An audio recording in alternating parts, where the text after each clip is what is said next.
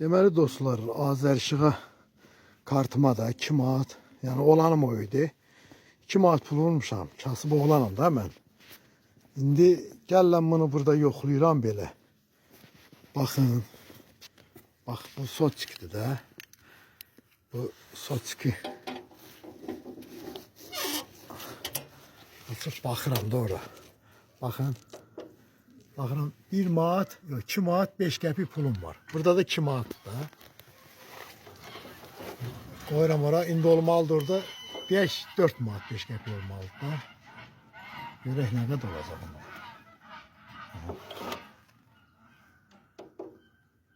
Gələn 2 manat 5 qəpik, baxın.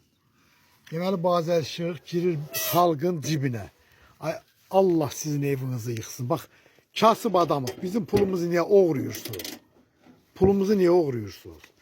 Bu milləti niyə bezdirirsiniz? Bəsdirin də. Allah sizin evinizi yıxsın.